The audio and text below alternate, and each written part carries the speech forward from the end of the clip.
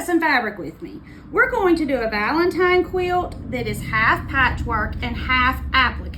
This is going to be all things hearts. The first thing we're doing is choosing our patchwork fabrics. These are 10-inch squares, and out of each 10-inch square, I can get 4 5 by 5-inch pieces.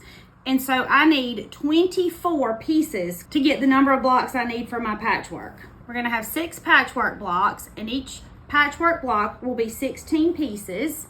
And then we're gonna have 6 applique blocks, and they will be all heart themed. I have this pack of 10-inch squares, and it's called My Valentine by Riley Blake, and it has all of these fabrics.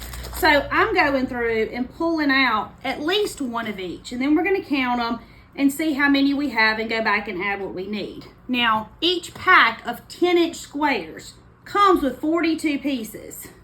I know that I'm gonna need at least a few more, because if I used half of them, it would only be 21, and I need 24. Papa says, Tammy, why do you wear glasses in your videos? Well, Papa, because I can't see. It's really not that I need glasses. I just need longer arms. For all of you younger people, this is what the 40 Club looks like. I've chosen to use these 10-inch squares because you get a lot of variety of fabrics, but you could do it with just a handful or with scraps. This would be a great scrap buster because it's 5-inch squares. I'm gonna use my rotary cutter from Missouri Star Quilt Company. There's a link in my bio that goes directly to it, and it's part of a set. It's the rotary cutter, a mat, 3 different sizes of scissors, and a seam ripper. I love that they sent us a seam ripper. It's almost like they watched us sew, right? My seam ripper is my bestie. We spend an awful lot of time together. I'm cutting this into 5-inch squares. And these are gonna be 4 5-inch squares across and 4 5-inch squares down. So 16 blocks total. And then our applique blocks are gonna be 18 inches. Patchwork is one of my favorite things to do because it doesn't have to be perfect. And as long as you don't have all of your dark colors in one corner, you can't get it wrong. Now, who wants to go sew some patchwork? Let's go. The first thing I did was laid out all of my blocks like I wanted them. Now I have lots of white and reds and pinks, so I want to make sure that I have a white-ish block in between each one of my reds and pinks. And I don't have too many reds together or pinks together because I want my colors evenly distributed throughout my quilt. So how I pick mine up is I take the top one, I fold it over, and then I pile them up like this, one after the other, and I put a clip on the end that needs to be sewn together. And that helps me know when I'm sitting at my sewing machine what block goes where, because otherwise I would have to pick them up one at a time or 2 at a time. I'm going to pick up my first row. Now I know these 2 need to be sewn together because that's where my clip is. I'm going to take the first 2 off, and I'm going to leave the clip on there. And I'm going to sew these together pretty side to pretty side.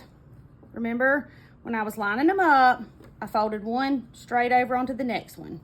We're gonna sew it pretty side to pretty side with a 1/4-inch seam. We're gonna get this 1/4-inch seam by following the edge of our fabric with the edge of our presser foot. We're gonna backstitch when we start and when we stop because my grandma said so. I'm gonna open it up. This was my top block, this was my second block. So I'm gonna fold this over, unhook this. I'm gonna put them together, pretty side to pretty side. Now I'm gonna open it up and put my last piece, pretty side to pretty side.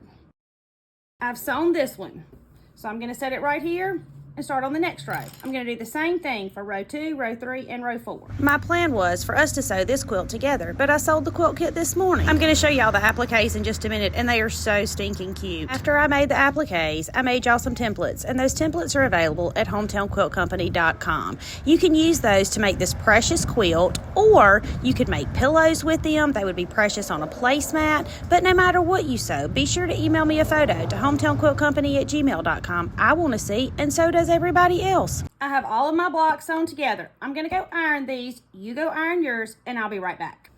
I'm back. I have my 4 rows ironed. I'm gonna take the first row and I'm going to lay it on top of the second row. Just like this, pretty side to pretty side, and I'm gonna sew all the way down with a straight stitch. Now, we want our seams to match. We want where these 2 meet and these 2 meet to match. If it doesn't match at the top, perfectly fine. We really don't even care. We just want these to match. And as you get to each seam, you want to make sure that they match. So, pin it, clip it, whatever you want to do, or not. I'm not going to. And y'all don't yell at me. I'm going to stitch and back stitch. I'm going to sew this with a 1/4 inch seam. I'm going to get the 1/4 inch seam by following the edge of my fabric with the edge of my presser foot. Okay, let's talk about ironing your seams. You can iron them open if you want to, but you don't have to. You can iron them in one direction or the other. Really, all we care about is that we want it to be flat. It just quilts out nicer. I have a student who was taking her first quilting class, and she said, but Tammy, I don't own an iron. So she comes to her next class, and her pieces are super flat. And I said, how did you get them flat? She said, well, I used my flat iron. I've sewn these two. Now I'm going to sew the next one. I'm going to turn this one over and put it pretty side to pretty side.